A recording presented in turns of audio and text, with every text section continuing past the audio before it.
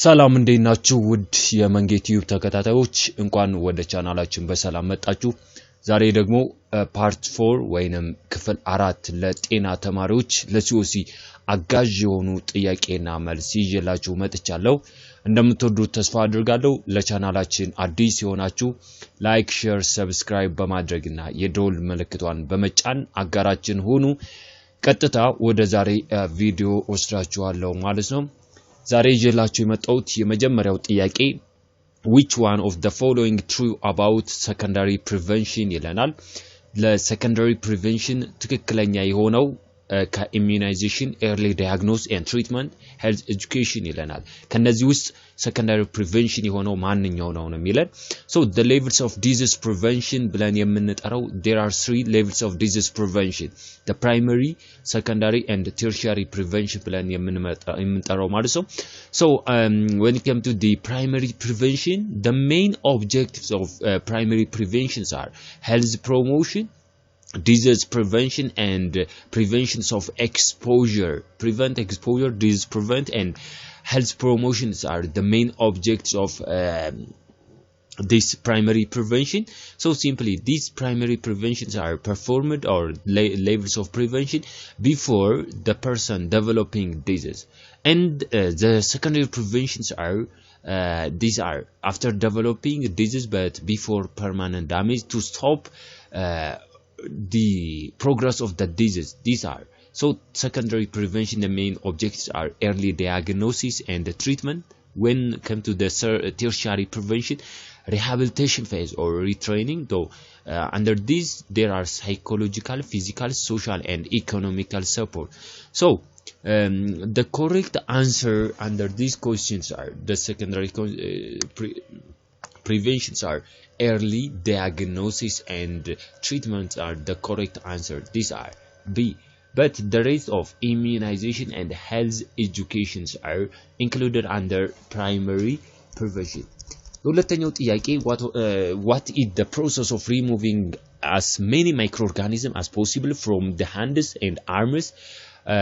by using mechanical washing or chemical antisepsis before participating in surgical procedure? ይህ ማለት አንድ የቀዶ ጥገና as a surgeon, scrub nurse or assistant surgeon before engaging on surgery they perform hand hygiene practice. That types of hand hygiene practice are surgical hand scrub ብለን የምንጠራው ነው most commonly. So surgical team members ብለን የምንጠራቸው or sterile team ብለን የምንጠራቸው የሚያደርጉት hand hygiene practice surgical hand scrub ብለን እንጠራዋለን ነው። under ከነዚህ ውጪ ያሉት antiseptic hand rub ወይም alcoholic hand rub የምንጠቀመው commonly when our hands are visibly clean or to prevent repeat hand washing by soap and water. You can use antiseptic hand rub and antisepsis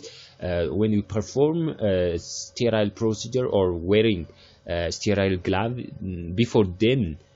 we can perform hand antisepsis, and the other one is hand washing or simple hand washing ብለን የምንጠራው by using non antimicrobial soap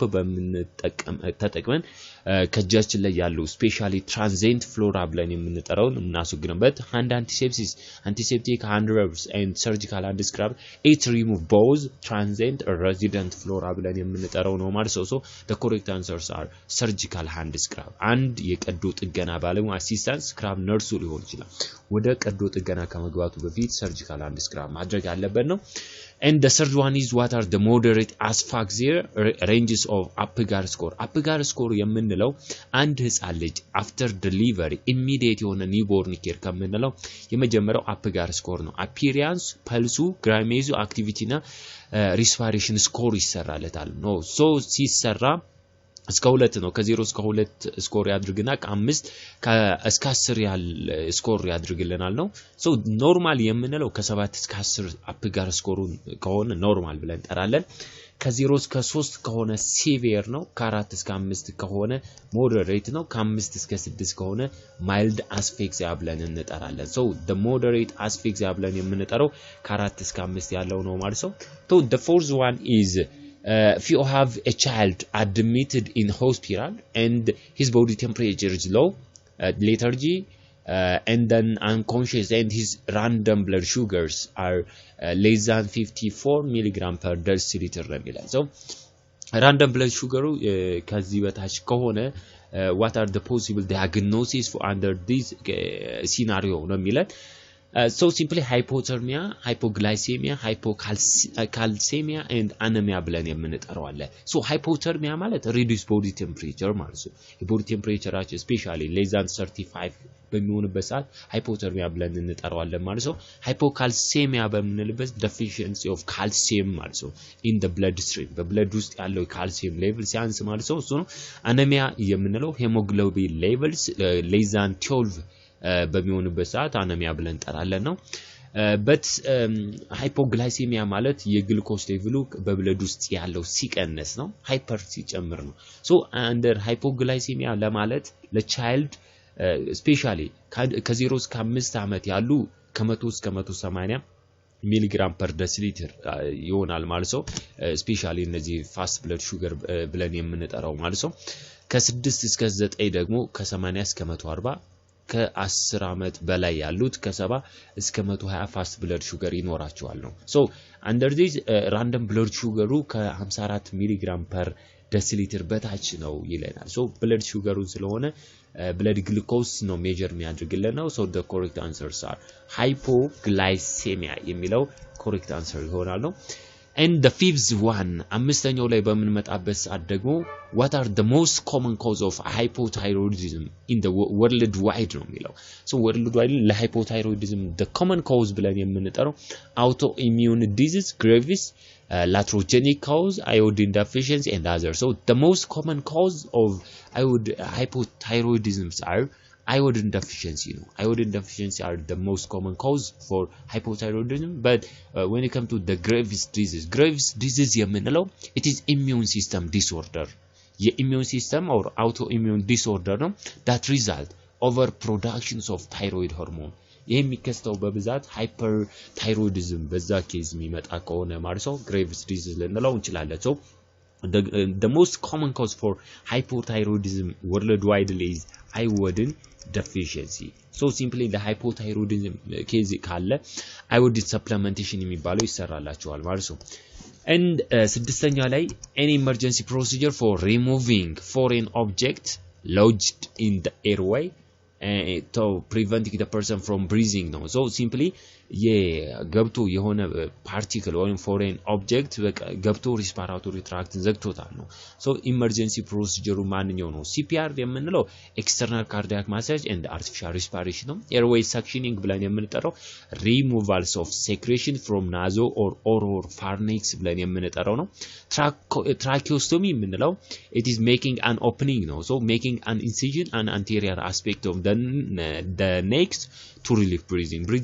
relief ለማድረግ if the patient is unable to breathe in and out through his or her mouth and nose ከሆነ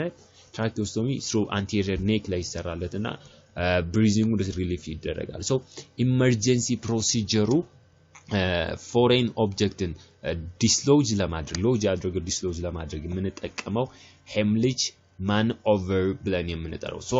አንድ ሰው ታንቆ ከሆነ በምግብ ወይም ምግብ ገብቶ ሚዘጋው ከሆነ hemorrhage sign ያሳየናል so the managements are hemorrhage maneuver ብለን እንጠራለን ነው የሰባተኛው ጥያቄ which one of the following indications of oxygen administration የሚለው except oxygen administration indication ያልሆነው እንደማለት so pneumonia bronchial asthma and hypoxemia ብለን hypoxemia ማለት it's lack of oxygen to the blood circulation ነው bronchial asthma ብለን የምንጠራው አስም ነው pneumonia ሳምባ ምች የምንለው ኬዞች አሉ እነዚህ ሶስቱም ምን አለ የሪስፓራቶሪ ዲስትረስ ሲምፕተም አላቸው so constipation የምንለው ደግሞ የሆድ ድርቀት ወይም የሰገራ መድረቅ ብለን የምንጠራው ማለት ነው it is impactions of the fecal matters ብለን የምንጠራው ነው most commonly so and these constipations are not the indications of oxygen administration also so the correct answers are constipation And other one is what are the normal saturation levels of oxygen in the artery ነው so pulse oximetry ብለን የምንጠራው a device that is used to measure oxygen saturation so በኦክሲጅን saturation በቀላሉ measure የሚያደርግልን pulse oximetry ብለን እንጠራለን so pulse oximetry በምንለካበት ሰዓት percentage ነው የሚያስቀምጥልን when the oxygen saturations are less than 90 it needs oxygen administration ማለት ነው ወይም hypoxia or hypoxemia ብለን የምንጠራው ያሳየናል so oxygen saturation normal ብለን የምንጠራው ከ95 እስከ 100 ባለው ደረጃ ሲሆን እሱን ማየት እንችላለን ነው ሌላው the normal venous oxygen saturation ደግሞ በምንለበት ሰዓት ከ50 እስከ 70% ከሆነ ኖርማል የኦክሲጅን saturation ማለት ነው so ይሄን ለመስራት most commonly blood gas analyzer machine የምንለው አለ በዛ blood gasን በቀላሉ ልንሰራ እንችላለን ማለት ነው and so the correct answers are saturation levels are from 95 to 100 ማለት ነው so no the ዘጠነኛው ላይ oxygen apparatus that indicate the amounts of oxygen transferred to the patient ነው ወደ ፔሸንቱ ትራንስፈር የሚሆነውን የኦክሲጅን መጠን በቀላሉ ሊገልጽልን humidifier የምንለው device to give moist oxygen የሆነ oxygen ለመስጠት የሚያገኝ gauge ስንል ደግሞ በቀላሉ it measure the amounts of oxygen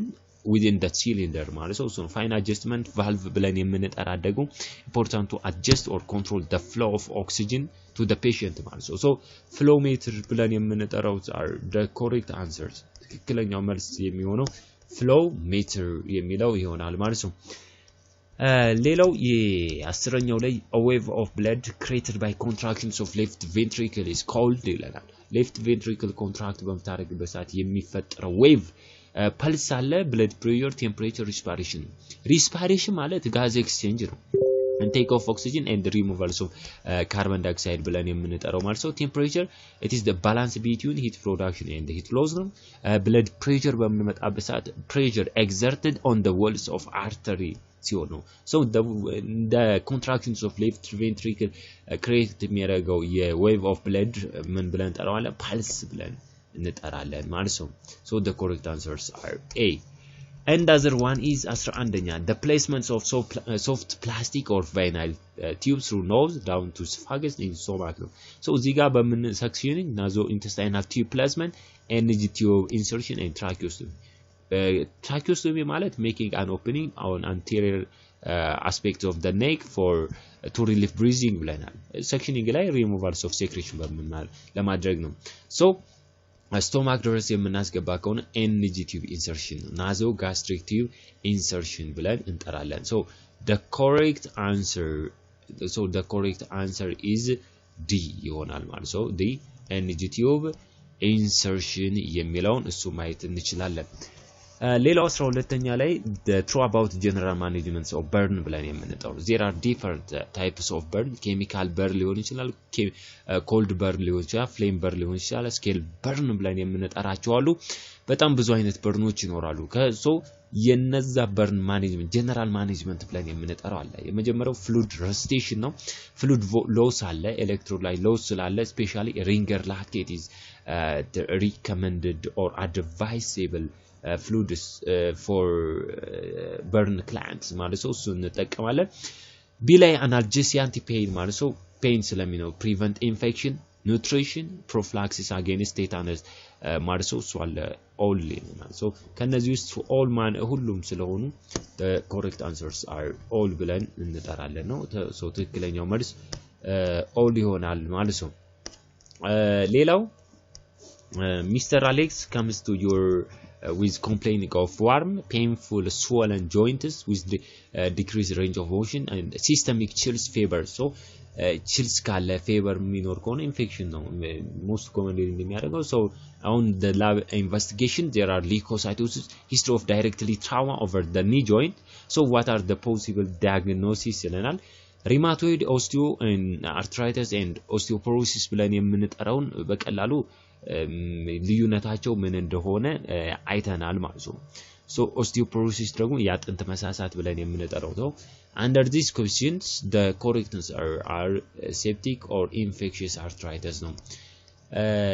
ውድ ተመልካቾቻችን የሪማቶይድ አርትራይተስ ኦስቲዮአርትራይተስን ልዩነት ማወቅ ከፈለጋችሁ ከዚህ ቀደም ብዬ የሰራውት ቪዲዮ አለ ያን መከታተል ትችላላችሁ ማለት ነው ሌላው 14ኛው ላይ it is systemic disease in which bone density and bone mass decrease ነው የቦኑ ደንሲቲው እና bone mass ወይንም በቦን አካባቢ ላይ የሚገኙ የተለያዩ ሚነራሎች መቀነስ because of disturbance in balance between bone resorption and bone deposition ብለን የምንጠራው አለ so bone deposition and bone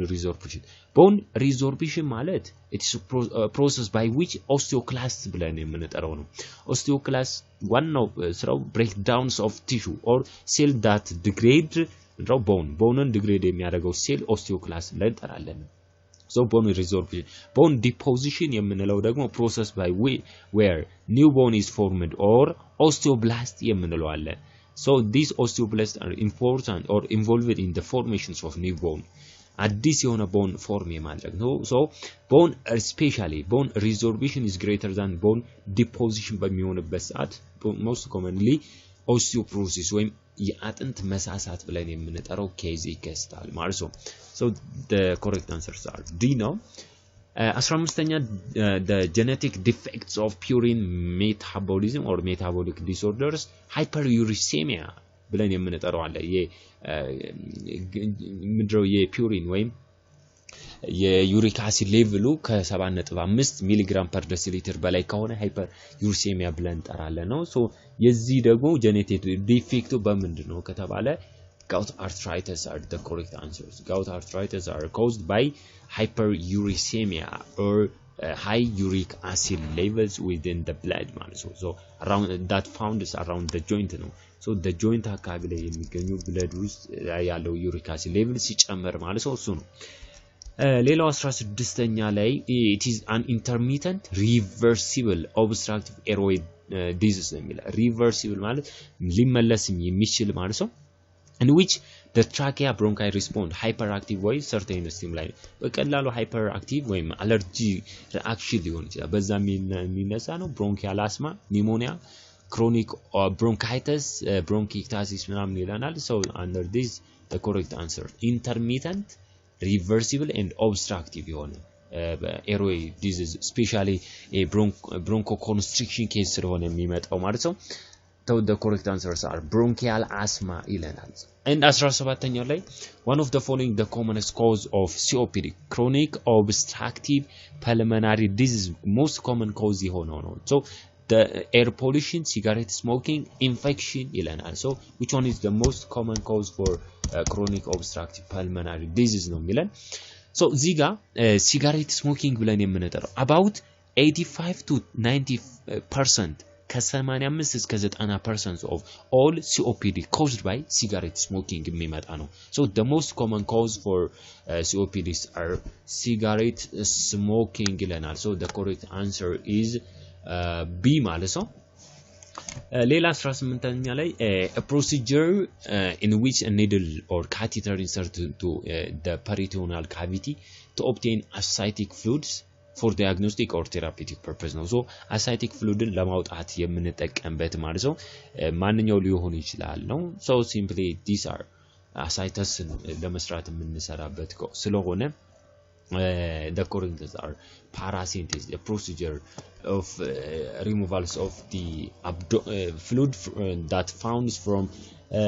abdomen ማለት ከአብዶመን አካባቢ ያለ ፍሉድ ለማውጣት የምንጠቀመው paracentesis ብለን እንጠራለን lumbar puncture የምንለው አለ እሱ ምንድነው ከታች የምናይ ይሆናል so the correct answers are paracentesis ሌላው surgical procedure that brings one end of large intestines out through an opening or stoma made abdominal wall ነው so large intestine parቱን one endun በቀላሉ transverse ሊሆን ይችላል ascending ሊሆን ይችላል descending colon አካባቢ stoma abdominal wall አድርገን በቀላሉ bring out አድርገን for defecation purpose የምንጠቀምበት ከሆነ ማለት ነው ለዚህ especially the anal surgery or እነዚህ large intestine አካባቢ ላይ የተለያዩ ምን ሊሆን ይችላል ሰርጀሪ የሚሰራለት ከሆነ ወይንም ካንሰር ዴቨሎፕ ካደረገ either temporary purpose or permanent purpose ማለት ነው ለደፊኬሽን purpose እንጠቀማለን so these are colostomy ብለን እንጠራለን ነው colostomy ብለን የምንጠራው እሱ ነው so the correct answer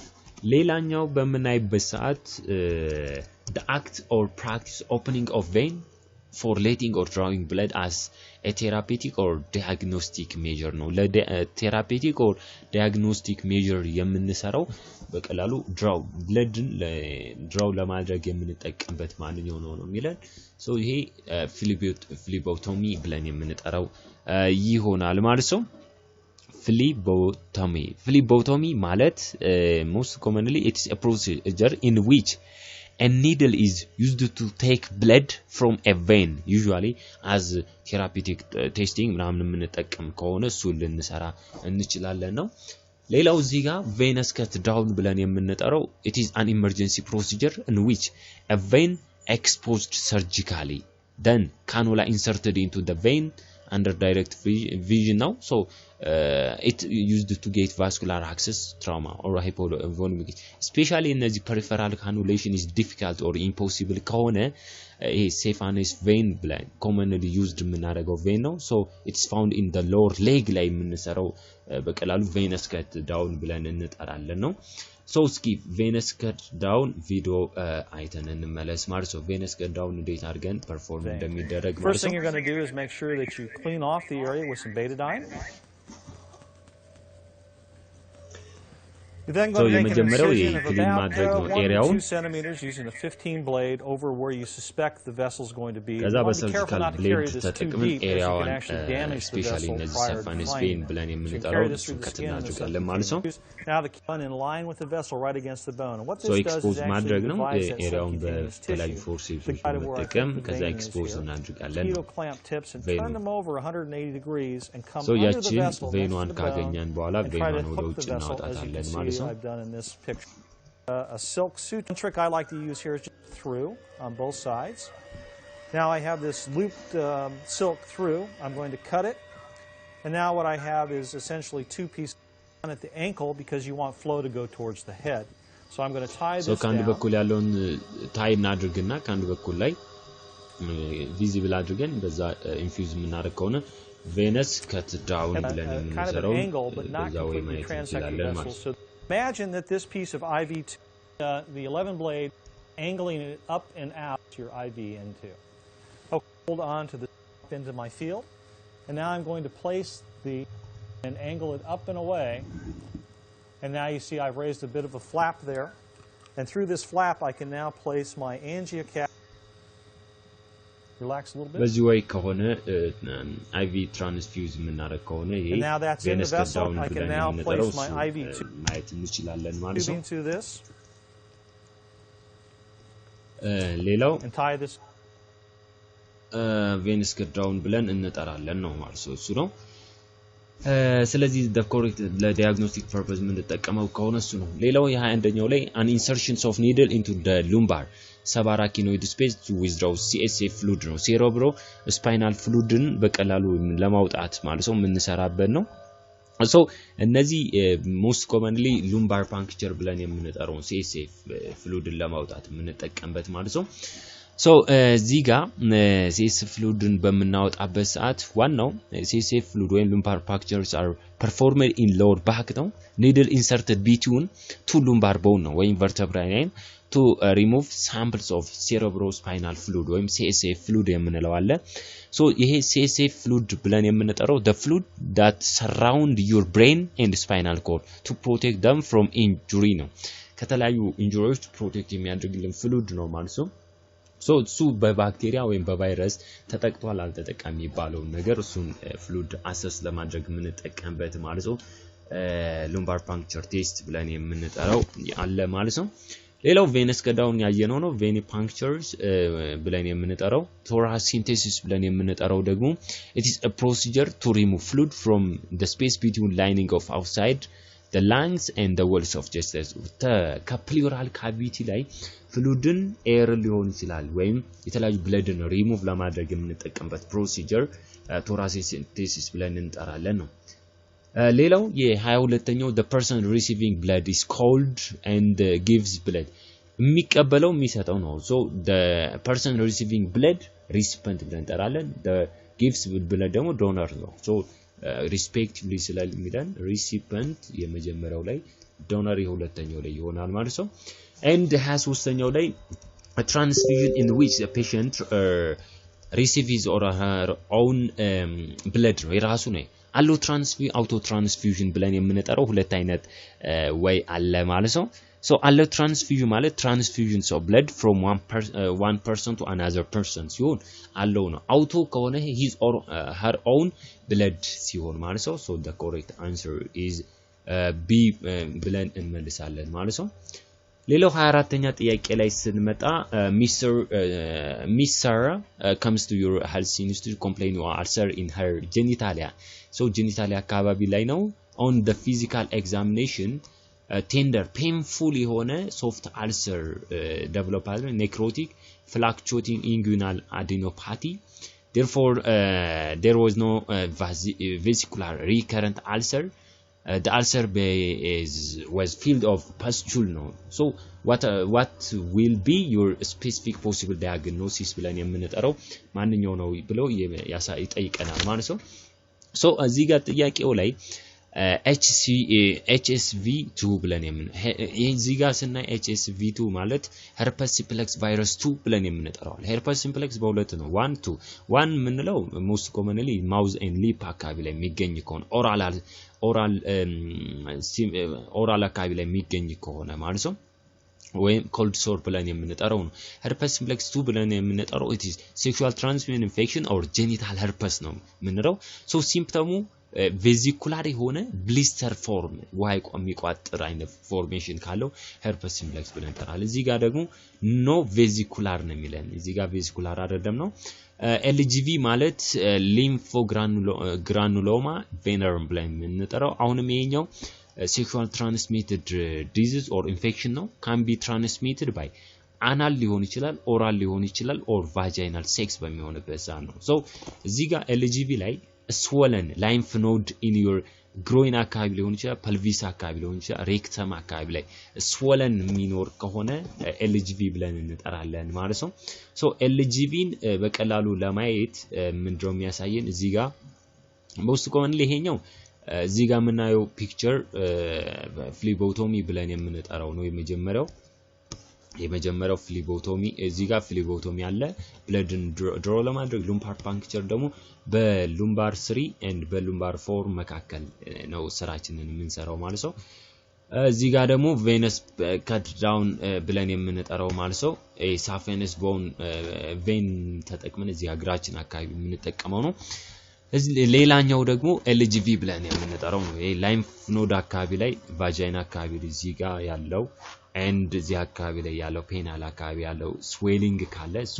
በቀላሉ ምን ብለን እንጠራው LGV ብለን እንጠራለን so እነዚህ ሁለቱም ምንድናቸው ሴክሹዋል ትራንስሚትድ ነው ማለት ነው በቀላሉ swelling እንደዚህ አይነት ከሚሆን ከሆነ LGV ነው ሌላው chancroid and syphilis ብለን የምንጠራው ነው አሁን ልዩነታቸውን ማየት ነው chancroid ስንል it is bacterial sexually transmitted infection ነው አልሰሩ ደግሞ soft chancre ብለን የምንጠራው ነው የchancroid caused by hemophilus ducrei ብለን የምንጠራው ነው the causative agents of bacteria so painful genital so እዚጋ painful soft ulcer ከሆነ chancroid ነው syphilis በምንመጣበት ሰዓት bacterial infection usually spread sexually contact ነው painless sore and hard sore hard but painless ከሆነ ደግሞ እዚች ጋር ልዩነታቸው painless and ምንድነው ማለት ነው hard ነው and hard ከሆነ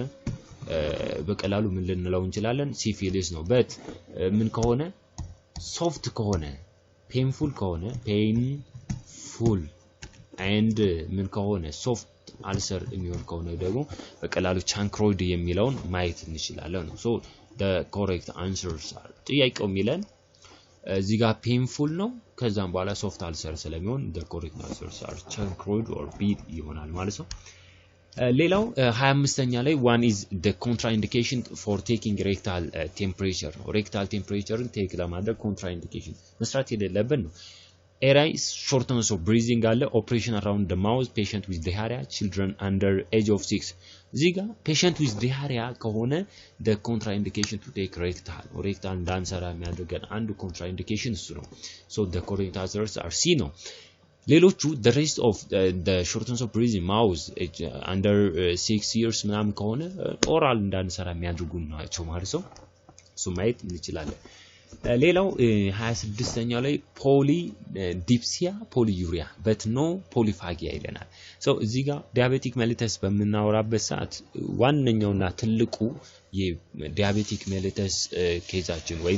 መገለጫው 3P ብለን ጠራ ፖሊዲፕሲያ ፖሊፋጊያ and ፖሊዩሪያ ብለን የምንጠራው ነው ግን እዚህ ጋር የለም ነው so ፖሊዲፕሲያ ፖሊዩሪያ but no polyphagia ከሆነ ምን ብለን እንጠራለን ዲያቤቲክ ኢንሱፒደስ ብለን የምንጠራው ነው ማለት ነው ሌላው ዲያቤቲክ ክራይሲስ አርጀንሲ ብለን የምንጠራው እነዚህ ዲያቤቲክ ኬቶአሲዶሲስ ብለን የምንጠራው ስፔሻሊ እነዚህ ታይፕ 1 ዲያቤቲክ ሜሊተስ ከሆነ ዲያቤቲክ ኬቶአሲዶሲስ በብዛት የሚከሰተው ታይፕ 1 ዲያቤቲክ ሜሊተስ ነው so ዲያቤቲክ ኬቶአሲዶሲስ ስንል a serious complication ነው of diabetes that occurs when your body produce high levels of blood acid ነው ኬቶን የሚባል አለ ብለድ አሲድ ያን ሃይ ሌቭል ፕሮዲዩስ በሚያደርግበት ሰዓት ወይንም ይሄ እነዚህ ኬቶ አሲዶስ ላይፍ ትሬትኒንግ የሆነ ኢመርጀንሲ caused by when don't have enough insulin and your liver have break down fatty into ketone so ሊቨራችን ኬቶንን ወደ ፋትን ወደ ኬቶንነት breakdown for energy use በሚጠቀምበት ሰዓት ያ የኬቶን ደግሞ build up can changes blood chemistry poison you ነው so ይመርዘናል and then you could fall into coma ማለት ነው so ያንድን ገባይ ማድረግ ኢፌክት አለው ነው so the correct answers are diabetic insipidus ብለን የምንጠራው ይሆናል ነው the last question የመጨረሻው ጥያቄው ደግሞ የሚለው which steps of nursing process expected outcomes are achieved and meet patient health need ነው achieved መሆኑና expected outcome meet ማድረጉን የምናይበት ነው so እነዚህ components of nursing ይሄ nursing process ብለን የምንጠራቸው አሉ አምስት ፕሮሰስ assessment planning diagnosis implementation evaluation phase ብለን የምንጠራው ነው so የመጀመሪያው assessment ስንል subjective objective ዳታዎችን መሰብሰብ ነው so getting the fact ነው እውነታን መፈለግ ነው so get fact ከሆነ assessment ነው planning diagnosis the second one is diagnosis ነው diagnosis እና መርምረን ማወቅ ነው what is the problem የሚለውን ይነግረናል what is the problem ከሆነ nursing diagnosis getting the fact ማለት nursing assessment ነው the third one is nursing planning ብለን የምንል plan ማለት ማቀድ ነው so what do you want to happen what do you want to happen ምን ያስፈልገዋል የሚለውን የሚያወራለው ሌላው ኢምፕሊሜንቴሽን አራተኛው ላይ doing and documentation ነው so ፕላኑን ወደ ይሄ ምድረው ኖርማሊ ፕላኒንግ ላይ written ነው written plan of care ብለን የምንጠራው ማለት ነው ኢምፕሊሜንቴሽን ላይ action phase ብለን የምንጠራው እንወስዳለን ማለት ነው እየሰራን ስለሆነ ለመጨረሻው ነርሲንግ ኢቫሉዌሽን ብለን የምንጠራው ደግሞ ኢቫሉዌት ማድረግ ምንድነው did it work or not የሚለው as